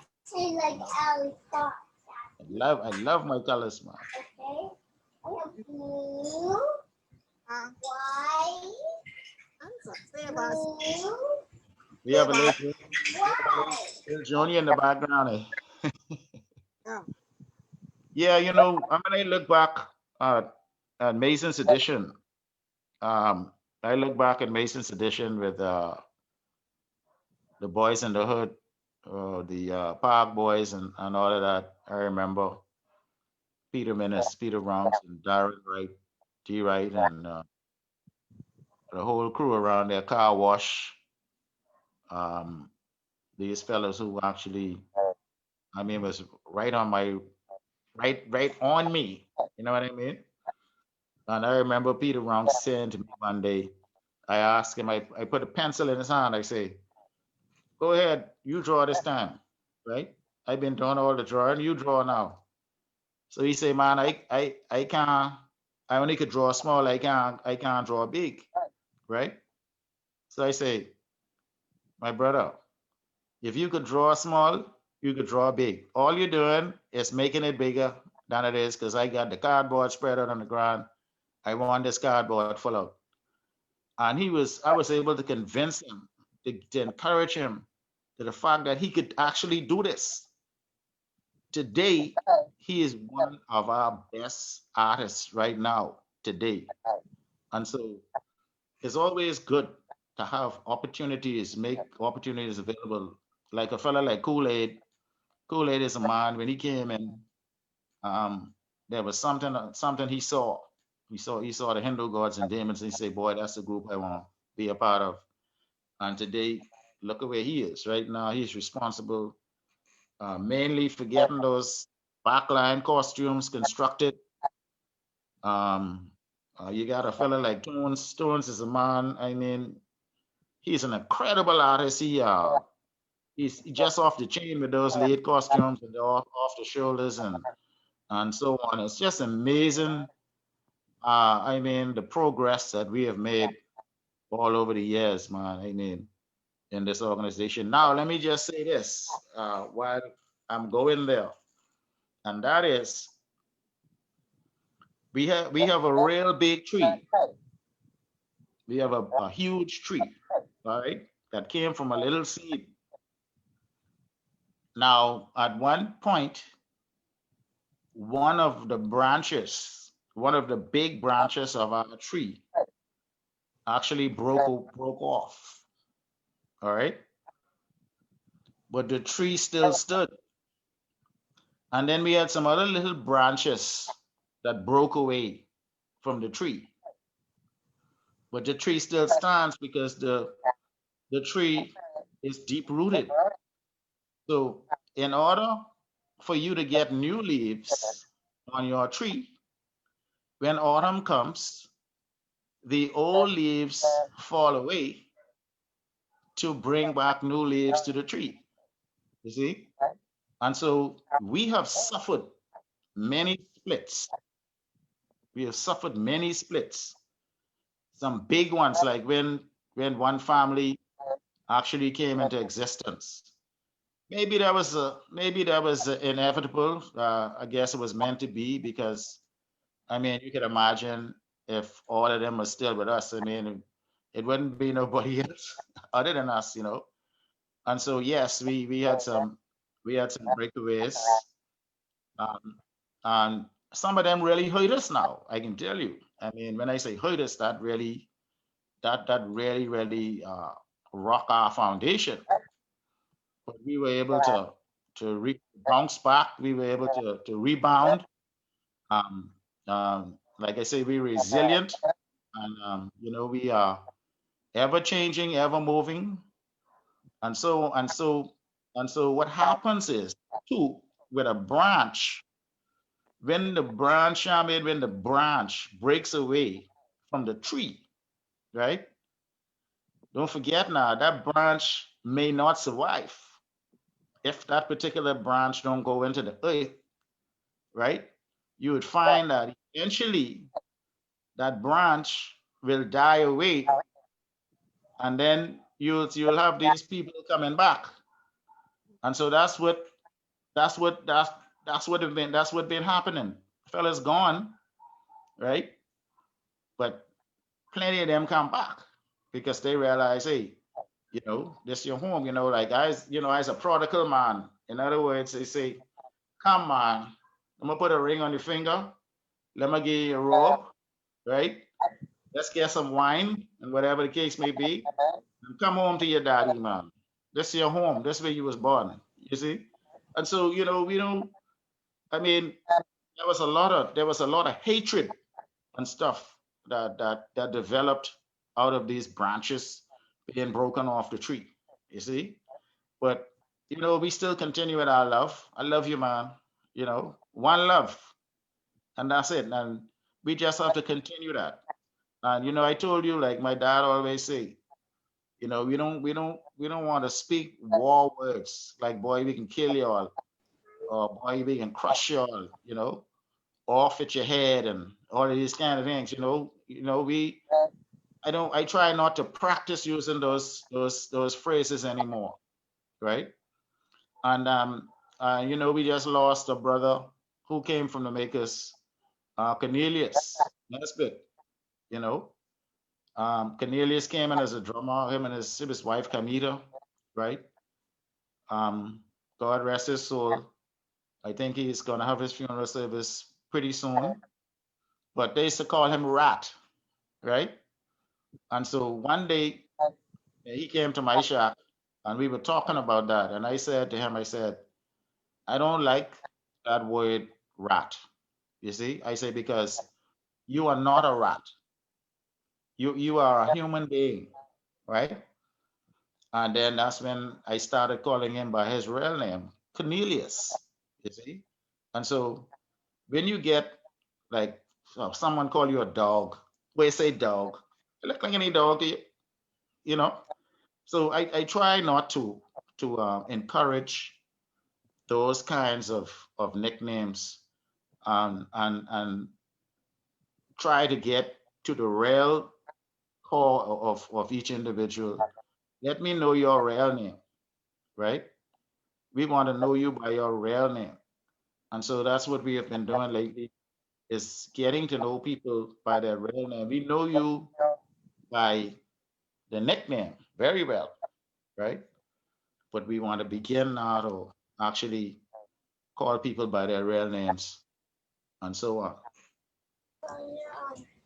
Vola, what else can I ask? I was gonna ask you something. Oh, Speaking about deeply rooted, I saw you dropping petty hints about particular groups and prodigal sons and all this other stuff. Um, Recently, the junk in the world has been asking why are these certain groups still being funded by the government if they're not actually coming on Bay Street? And a lot of individuals have been asking the question, why don't we put them in the beat category? And there's been a lot of talks about several groups that hasn't been living up to the A group standard. Your thoughts on that? I you know me, I'm this way, right? I remember it was back in '87 when this young man came to rush for the Saxons. He wanted to be a cowbeller. So the first question I asked him, I said, "Can you paste?" He says, "Yeah, man, yeah, man, yeah, man, I can paste, man."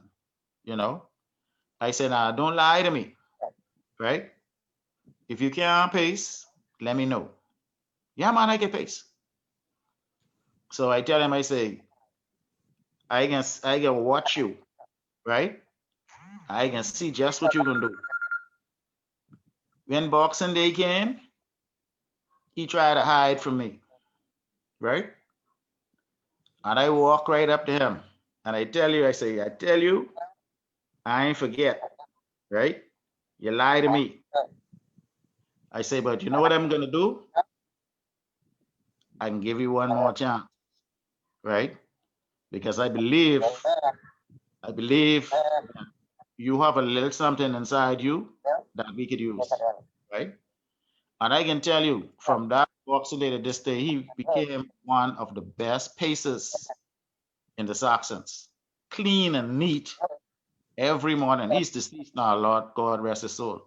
So what I'm saying is, I gave you that scenario to tell you that uh, opportunities, give them a chance, right?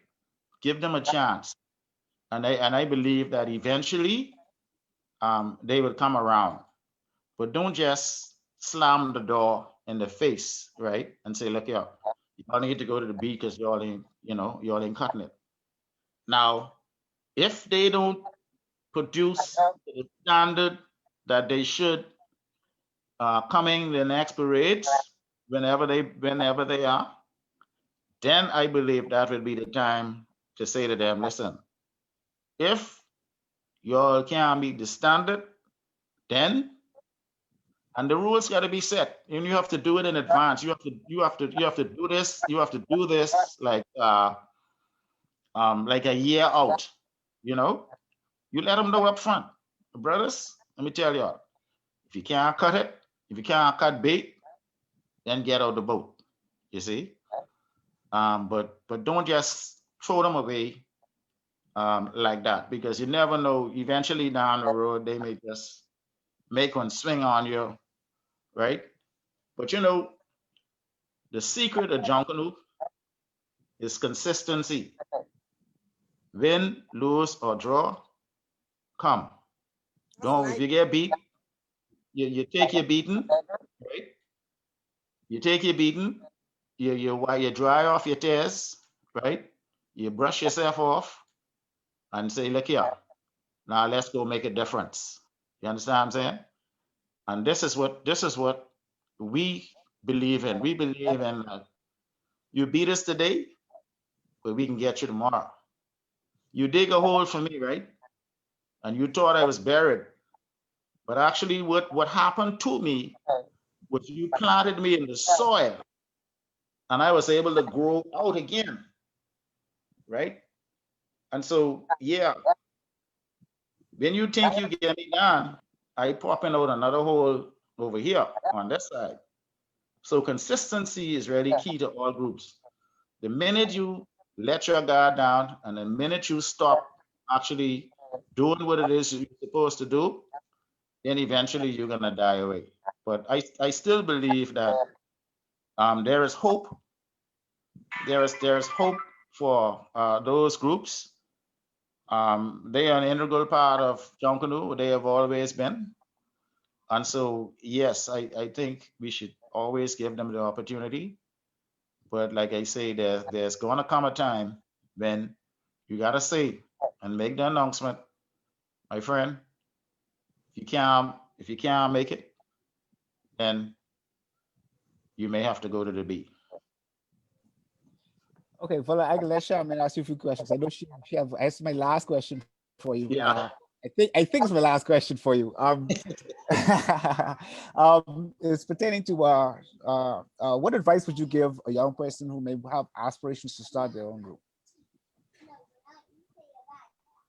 Aspirations for, To start their own group or to start a Junkanoo group. last week I talked about, and I gave you some illustrations last week. I don't know if you remember, right? And that is, if you're not artistic, right? If you can't build, right? And you can't pace, you can't do nothing in Junkanoo, you might as well get that out your mind because it ain't gonna work. You understand what I'm saying? Because you gotta be in a position, right, to make your own decisions. You know, Charmaine, before the show, we were talking about what your mom told you and what my mom told me and what my brother told me. You can't afford to rely on other people to get your work done. You see? Because eventually, when they get mad with you, whatever, they gonna go away, and then you're gonna be in trouble. So who are you gonna call on? So I figure if you're gonna want to start your own group, make sure you have a solid base. All right. Make sure you have a community base or whatever it is. Make sure you have people with gifts and with talents, right? Um, Make sure you get people who are Junkanoo inclined, right? Junkanoo is some serious work, you know. And so yeah, if you talking about bringing your own group, you better start thinking about how you're gonna manage that because that's not gonna be easy, you see. And you get some groups in trouble right now because they just don't have no one to do anything for them, and they can't do it themselves, and so you are left out in the cold. Make sense? Yes, there's a market right now for quality builders. Why do you think we have such limited amount of builders in Junkanoo? I hate to say the word limited, but why don't we have more builders in Junkanoo? See, I you asked you. know, there are some people who actually there's some people who are actually born with the gift. You know, they're just born with the gift. All they need to do is to get some training or whatever the case may be. Stick around. I used to stick around people. I used to stick on people like glue. You know, because if I wanted to learn something, boy, I watching, man. I watching everything you do. You know, and so if you don't have that kind of passion, right, to actually want to learn, people just get lazy in Junkanoo, man. They want everybody to do something for them. You know, it ain't like you say to yourself, "Hey, man, you know what I can do? Let me try something." Now you get a lot of fellas who could draw good, but they can't build. You see, they can't take it off the paper. You understand? And so, like I say, you have a lot of guys who have the potential to be builders, but then they have to get themselves more involved. They got to be around people who actually have the skill and who could share the skill with them. And you have to do experiments. I have done thousands of experiments. You got to try your hand, man. You know, you may get laugh at, you may get laugh at the beginning. Like I'm a boy who say, tell me can paste and couldn't paste, right? But you have to be able to you have to be able to want to be a part of something and to apply yourself to it. You know what I'm saying? And that's what I did. I applied myself. And I watch fellas watch me and they applied themselves. And that's why we have so much limitation because what happens is your confidence, your self-confidence drops, right? When you are trying to do something for the first time and you're getting laughed at, right? A lot of guys can't stand that, you see. But you got to take your little abuse, man. If you because it may not happen right away, right? But it could eventually happen after a while. But after they get a lot of ridicule and they get teased and they get and lambasted and whatever the case may be, then they get discouraged and they throw their tail between their leg and break off running, you know. But if you're really serious, you know, let's stop relying on people to get things done for us, man. Let's get there, get in the shop, get your stuff going, man, and let's go. Sound like life lessons to me. I think we just have a lazy generation. I say that to say this because people they see your glory, but they don't know your story. They don't know Yeah, that it takes for you to get the knowledge that you have, and they don't take the time to listen. You every day is a learning experience. Every day I learn something different. Every day I learn something new. I program my mind that every day that I'm here on this earth, that I have to learn something new to be able to teach something new to somebody that comes along my way. And throughout my years in Junkanoo, that's what I have done from a very small child. You know, a lot of things that you talked about, I have the memory of a lot of those things because I was always a person. I watch and I watch what people do and I take in what they do and then I add my 5 cents to it. And if I have my 5 cents, I don't mind sharing my 5 cents with you because I don't allow people to walk behind me. I allow people to walk on the side of me.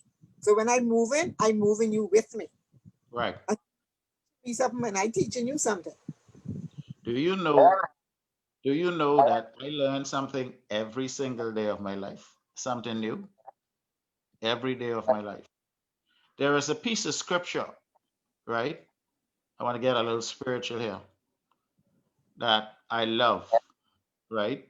Because in 2010, I hit rock bottom with my junior Junkanoo program, 2010. And I was getting a lot of flack from the boss and from all the senior staff and everything, say, oh, we can't spend no money on this because, we can't get the schools to come out and all this and all that, right? And I was really depressed, right? I got into a doldrum. But I remember this particular scripture: trust in the Lord with all of your heart, right? Now listen to this now. With all of your heart, not some. Trust in the Lord with all of your heart, right? That's the faith.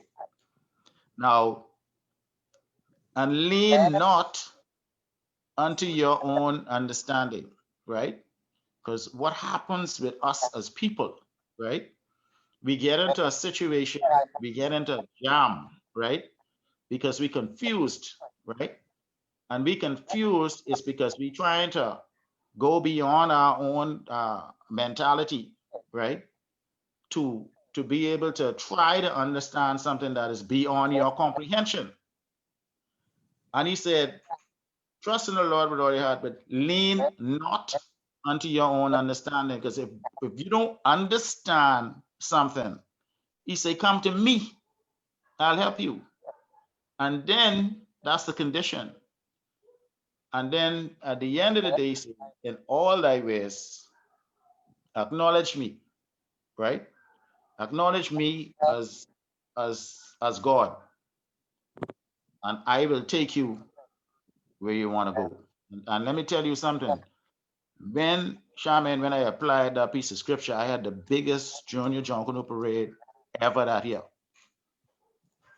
You hear me? And so we can't rely on ourselves in some instances, right?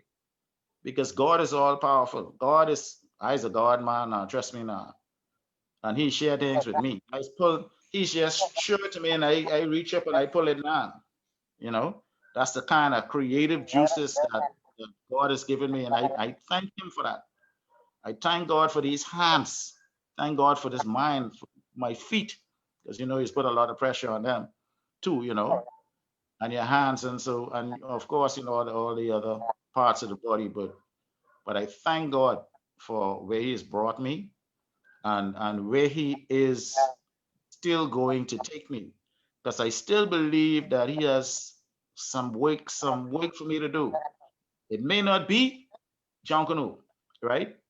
But I believe that He has some work for me, because if He bring me this far, right, He can't leave me now. You see, and so that's my belief. And so, yes, let's begin it. Let's continue to spread love throughout this country, man. There's too much malice. There's too much jealousy. There's too much envy, right? Uh, um, we have lost our moral values, right? Um, we we lost respect, right?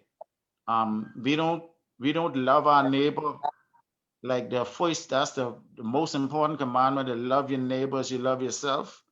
All of these things, we don't. These things don't happen for us no more. You see, and we still want to be better, but we can't be better if we forget the principles that have been set for us throughout the course of our history, particularly as Black people. We got to get rid of the black crab syndrome, right? Pulling one another down. We love that. If a guy is deserving for a reward him, right? Prop him up, make him, hey, say, this is our man, you know, or he thief that money, that's how come he get that car, or something derogatory. You're always making up stories. Oh, he must be a faggot. Fellas must be taking care of him and all. We have to stop that foolishness, right? We have to begin to respect each other, lift one another up, and let's be glorified. Let's give God the glory that He deserves. When you see me win a parade now, right? Like how we won those last two parades. Sure, man, I went home. I went home. I came home and I say, God, I give you all the glory, the honor, and the praise, right? Because the glory don't belong to me.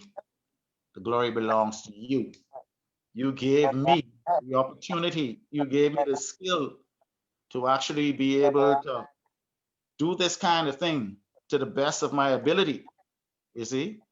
So I honor you. So I don't have to have no big party, right? But Lord, I thank you. I thank you. You understand?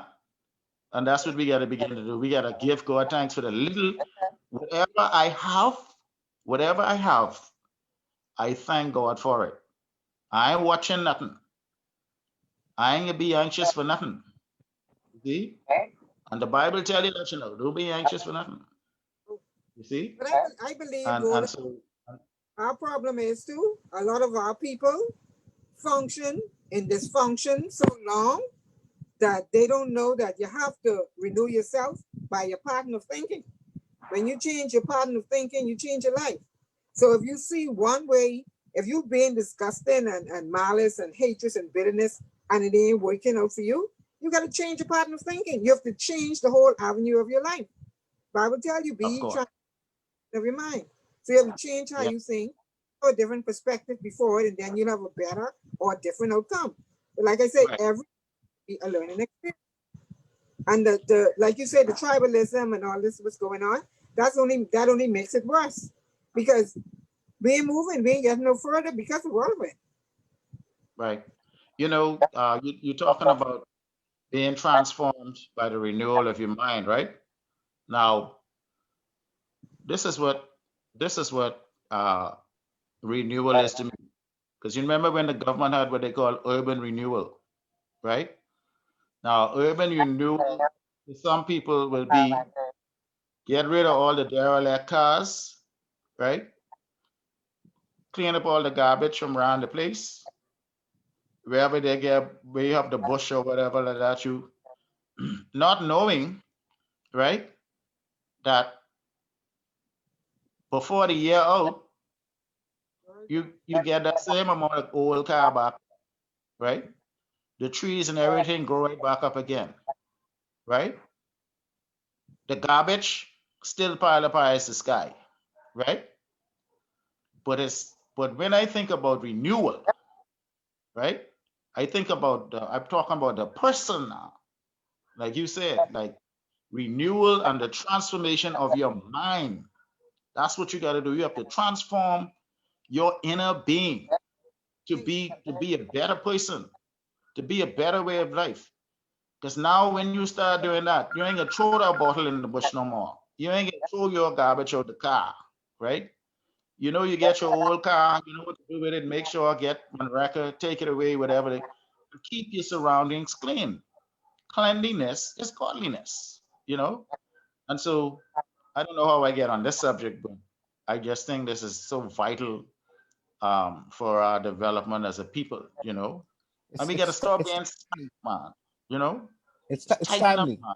Tighten Yeah. up, man. You know, let's get serious. You know, all the like the man say, stay home, right? Stay home. They ain't doing But that. yet you won't go do foolishness.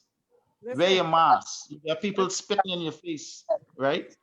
Right? You listen, get people talking and spitting in your face and everything like that. listen to Man me. say wear your mask. Wash your dirty hand, man. You Hold on. know? Speak right now over Facebook. There's a video on right now. A club that is being shut down right now, Charms, as we speak, with 30, 40 people coming out with drinks, no mask, this, that, the next thing. Everybody, it all over Facebook right now. I just go on to check something and I come across that. But 6, 7 people just posted. So that's another lockdown we're gonna have because people are not adhering to the protocol. Everybody piled up in the club with drinks and partying, having a good time, not thinking about how they're gonna be affecting their families with this COVID situation. And hospitals already overwhelmed. Now, you know, when the Prime Minister said with Dorian, and I listened to him very carefully when he made the announcement. He said, you see how tall I am, right? He said, we're going to have waves that are going to be way over my head, right? So I advise you now to evacuate. You understand what I'm saying? Because God has given everybody a role to play. All you got to do is play your role, you know. Don't try to play my role. I have my job. You do yours. Because all of us have different jobs. You do your job. You see? And if we all do our jobs and if we all listen, right, do the right thing, we'll be able to achieve some things moving forward. And we can't get rid of this COVID situation if we got these people disobeying the orders. God is a God of order, right? And that's what he expects of us too. He wants us to be orderly, you see? And so we got to understand these things, man. These things are very important moving forward, man. We got to get this thing out of this epidemic. We got to put this one to sleep. Otherwise, I don't know what can happen to us. The things we love, we can't do no more. John Cleese, Like John Canoe. to the top of because we can't rush unless we on top of one another. We blowing the whistle, we spitting, we holding one another, we sweating. You blowing your brass, you spitting, right? You got to be together. And see, a lot of people don't understand, Charmaine, that the preparation of John Canoe is the danger. You see, that's the danger. That coming together. So fellas like us, we in trouble. You see, not the fellow who come in to watch, you know, not the spectator, you know. I'm talking about the participants. We are the ones who will be in serious trouble. You see, and so yeah, we want to do some things. Everybody want to do something, but now we got to understand now that this thing is real. And if you could see it, it'd have been all right, but you can't see it. You know. This is fun. I love this, man. This is Thing. You, this you, is you you said a mouthful just now, but you're absolutely on point. Um, I have two comments I picked up off of Facebook. Let me just read them real quick. If I could pick them up real quick. Give me a second. Shamin, I don't know if you could see them. Just give me a second. Okay. Darren Bastian, good evening, everyone. Percival, Vola, Sledge, the boss, Francis. Beyond the shadow of doubt, I have the utmost respect for you. We have not always been agreed, but at the end of the day, I have learned a lot from you during the time of formative years in Jonkanu. No one is perfect, but we all have a gift. You have inspired many, and your life work goes on. As far as I see it, there's still much work to be done. And the second one is from Dwight Marshall. He says, we have lost a sense of community, and every issue you guys mentioned is merely a symptom of that disconnect. Yeah, there is there is a disconnect, you know, there is a disconnect.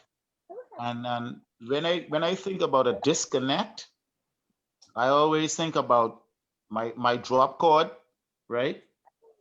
I plugging in my drop cord to get power, right?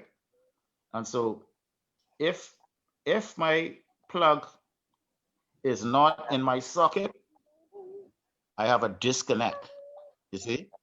And so I will lose power. And all. And so we have to get connected, paparazzi. We have to get connected again at some point. We must. All of us. I ain't just talking about no particular group, but we just have to connect, man, as a people, you know. And let's get real. This life is real. Trust me. This is a real, real, true world we're living in. And you reap what you sow. Jesse. You see? Don't believe you're gonna plant orange and get apple. It's not gonna happen, right? If you live by the sword, you're gonna die by the sword. You see? So Vola, you know what just came across my mind just now? Has anybody ever approached you to do a commercial about COVID or for COVID? Because I think you would be a perfect person to actually speak to the nation and tell people to wear the mask and stop partying, and because Jimmy, you're doing a good job on the show. well, let's do it, man. We could do something together. You know, I think it's important. It's important to get the message out there. You know, I had made a recommendation to the minister, right, on a vision that I had, and I know it's going to be very costly, but I believe that it's not going to happen anymore this year. God knows what will happen next year. But what I would like to see, right? And I just realized that they're doing this in China now. What you have all of these digital billboards, right? And you'll be sending messages daily, all across the Bahamas, right? Or even all across New Providence, whatever. And you'll be sending these positive messages daily. Because I think that if you keep drilling and you keep drilling, you're gonna find oil, you know? And so we gotta be able to continue to send positive messages out, right? Reach for the stars, man. Think big, you know. Don't be mediocre, you know. Don't be second best. Strive to be the best that you could be. These the kind of things I tell myself every day. So if I ask you, I say, what's happening, Charmaine? Is you tell me, man, ain't nothing, right? But every time I ask you that, you tell me it ain't nothing. So nothing from nothing, Even nothing. leave nothing. Is it?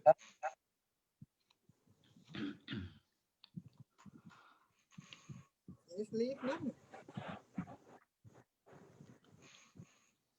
But like you say, I think if they use a lot of the leaders, especially of the different groups and stuff, to put up on billboards, even though Papa and I know from some of our statistics that we did that only a mere portion of Bahamians actually into Junkanoo.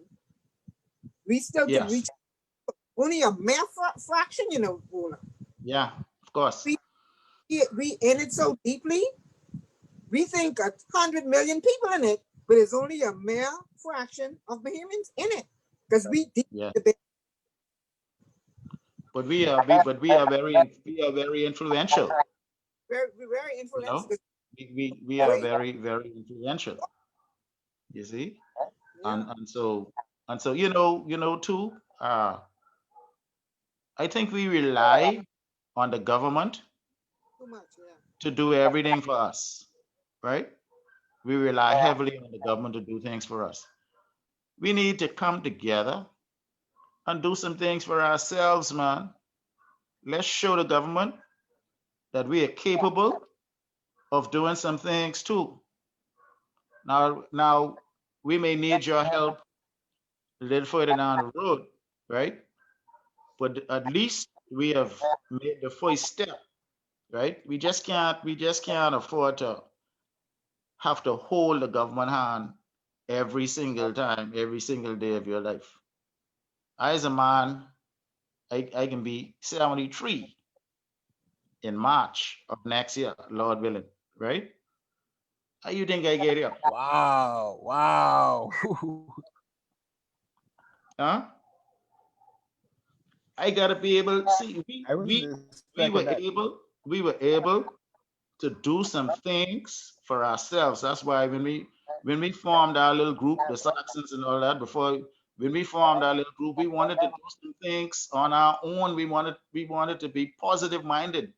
We wanted to be able to direct our communities in a positive and a right direction, right? Give our people hope, man. Because I can tell you, we're growing up with them fellas is in jail like water, man. I mean, you look around, they're in jail. When you look around, they're in school, right? They always, they're under the light, 6, 8, 10, 12 of them, 14, 20 of them underneath the light, gambling away all the little change with they got and things. Man, when I used to see all them things, I say, man, we gotta try direct our brothers in a different direction, man. You know? And we were able to do it. And there's more to be done, and we could do it. We could do anything. You see, I can do all things through Christ who strengthens me. All I can do anything once I get God with me. You see, let's do some things, man. Hold on, not to cut you off. Speaking of doing things, I was helping my girl with a social studies homework on Zoom today. He asked me, Daddy, how many Junkanoo festivals are there in the Bahamas? And I was starting to call off Joe Billy Festival and Fox Hill. And then she said, Daddy, they're not Junkanoo festivals. They are cultural events that Junkanoo participates in. There's only one Junkanoo Summer Festival, and that's it. And I thought about it, and I keep thinking, I trying to hit my head, trying to figure out what other festival we have for Junkanoo. I mean, I'm trying to cut you off, but I can't figure it. There's no more, only one. Well, I guess it depends on what we call it, you know. But generally the majority of them are traditional cultural festivals. You see that we most of them we met here, like a Labor Day, like a Foxhill Day. Some we created. I know when we used to do Saxorama in Mason's Edition, but that it get a little hectic, with the gangs and all that. But I think, man, you know that New Orleans have more festivals than there are days in the year. Every single day they have something. You see? But of course, they big. They bigger than far bigger than we are. But man, we could do things too, man. Let's do something. You like that slogan? Right. Let's do Let's something. do something. I agree with you. I have another question from our audience on Facebook. What would you say is the highlight of your tenure with the Saxons? What is the highlight? What would be the highlight of your tenure with the Saxons? Yes. I guess so much lights. Don't stop. I, We can go for another I, hour.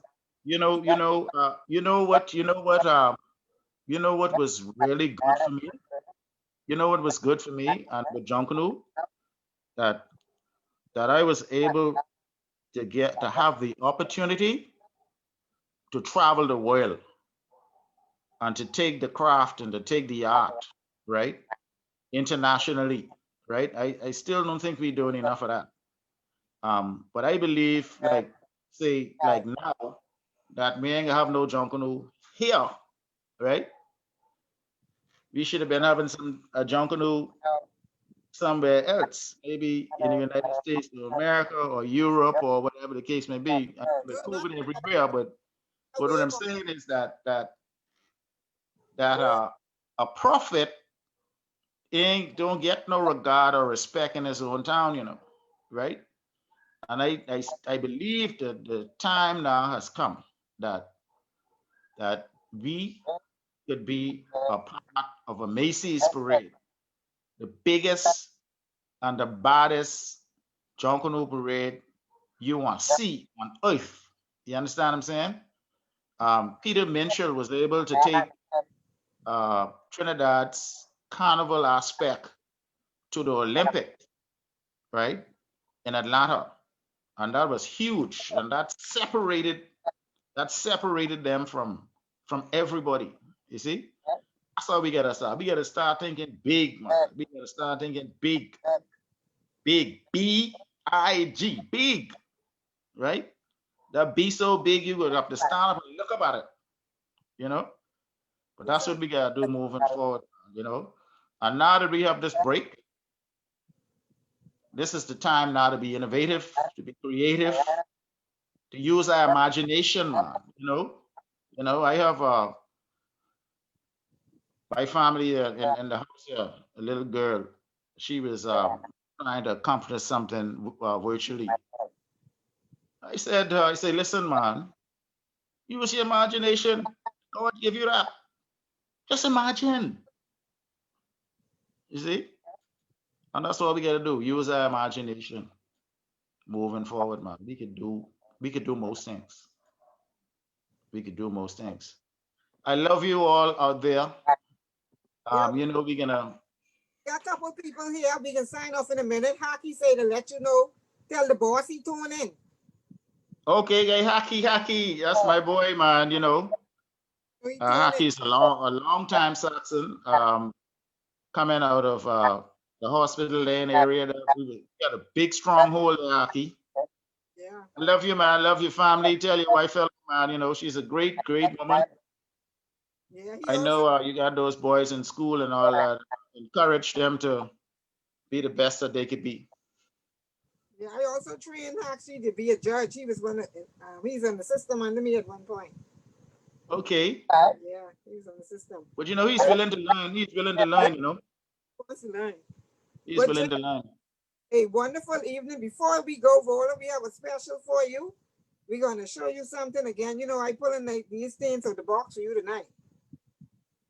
Okay. You remember? Gosh. You see that? Yes, I see it. All right. I see it. I see it. Now watch it. I want you to watch it. All right.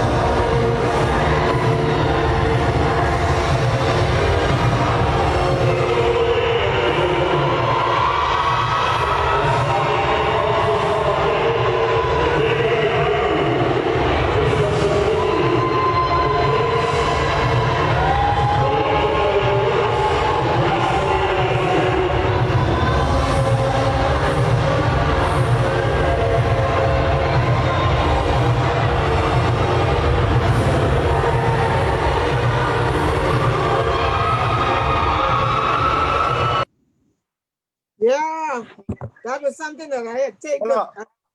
You remember that? Yeah, man. Yeah, that's when they introduced Junkanoo Carnival first. Uh, Yes, yes. Hold on. Actually, yeah. go ahead, Papa. Sorry, go ahead. Oh, I just mentioned. I just remembered. On that video just now, I heard a voice that we didn't even talk about during this whole show. Who was that? Boss Eddie. Oh, Yeah. actually, we had to give our condolences for his papa because his wife died. Yes, So Oh, okay. Wow. yeah, Okay. we have to extend our condolences to Fast. At this time, he lost his wife. Fast is my good buddy. Fast was a character that I had made because he has this unique bed, right? And I use him very effectively. And I think one of the best pieces that he had was when he played Black Bed when we did the Pirates, yeah, right? yeah. Pirates of the Yes. Caribbean. Yes. And that was extraordinary. And then he did Moses one time. But these are the people that see you have to understand your role. Just play your role. Just like a movie, man. We get one of these days we can be doing some big movie making in this country. You understand what I'm saying? Nothing since Sydney Poitier. Absolutely nothing since Sydney. And And Sydney and night. my boy Calvin Lockett and the rest of them. You But know? listen, Faz is one of the best free dancers in the Commonwealth of the Bahamas. Oh yeah, What ain't no doubt about it. No what doubt. watch him. He's one of the No best. doubt. Many No people doubt. many people ain't ready for him. I know he don't kick us high, but I understand that. Well, Yeah, man.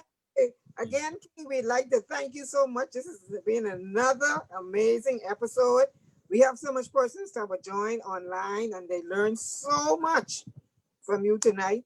It's always good being in your company because I tend to just be taking in everything and just storing it in a corner, for when I need to use it again. So again, on behalf of my co-host, Mr. Kevin Paparazzi, and my extraordinarily good, persistent, and hard-working producer, writing role. Because child, I was typing up fast and looking for all these things while you was talking. I was just trying to dig up all these things on you, and I was really looking for one that some shots I have of you that I take when you dancing. But all of them through YouTube, and it was gonna take me too long, so I had to find something real quick. So I Okay. had But Yeah, man. before I go, Can we show the Batman again whilst Vola talking? Can you show Batman one more time and then Vola end the show? Go ahead, Vola. Go ahead. What you got to say? before I go, I want to take this opportunity to tell my wife, Sonia Maynard Francis, how much I love her, right? And how much I appreciate that woman. and I love her too. That Charmaine, good friend, right? And I can tell you, I I am just beginning to learn and to understand what a beautiful and wonderful woman that I have in my life. And she has been by my side, I mean, for so long. You know what I mean? All through the ups and downs and all of that, I mean, and all the nuisance and all the, you know, I was a dashing young gentleman, and all that kind of thing. But today, And I thank God for this woman, man. Real, real woman, and that's what we gotta do. We gotta take care of our women, man. You understand? We take care of them, and they'll yeah. take care of us. But I just want to say shout out to my wife, Sonia. All right. So Vola, look at that picture, man. That picture, man. You was Slim Jim. You must I even trying how to figure out. I trying to figure out which one of these is Darren, man. Darren is one of these. yeah, Darren The is one. one underneath the Burger King sign. You on He's what on your. side? He's on underneath the Burger King sign on your right. On the photograph, On he'll be my on the right. left, Oh, but he's yeah. on your right in the photo. That's Right. Okay. Darren. Yes. Yes. Yes. And Gerald. I think that's Gerald on the on the right. Gerard. Gerard. Yeah. Yeah. Yeah. Gerard for Fraser brother. Yeah. Fraser's brother, right? Yes. See that? Yeah. You could see that. Yeah, man. Just look at him. Okay. And that was another one of your good people, eh, Fraser? Oh, definitely. Yeah. And you know, we have a brother named Marciano who is really also a big Junkanoo. Yes. Up in Chipping. Marciano McKay, yeah. All of them are brothers, yeah. All of them. I grew up with all of them. Yeah, I just want to shout out to all of my Shell Saxon superstars up there, man. You know, all the family, fans, and friends, and all the hard-working Shell Saxon superstars who've been working with this organization all over the years to make us who we are. We are a resilient organization, man. I don't care what nobody say, boy. You can't count us out because we can be there now. I tell you, we can be there. Okay, folks. So again, you've been watching a wonderful episode with the King, and the King and I have to still. Hey, Vola, the King and I have a lot of talking still to do because we got plenty things that we want to bring to you. So we're gonna ask you to tune in. And again, this week we started our countdown for the countdown withdrawals debate. That's what we have in Vola. Our withdrawal countdown. Let's try that one withdrawal. And from that proper too, we got some emojis that's going to be coming out there with a lot of saying and happenings with John Canoe. So every morning when I post my countdown, I'm going to send out the emoji just for a reminder for all those who are having all this withdrawals. So again, we say thank you and everybody have a great night. And like we said, FIE, feel it in your belly. Thank you so much, Vola. Thanks, King. Good night, everybody. Peace, paparazzi. I love. One love, bro.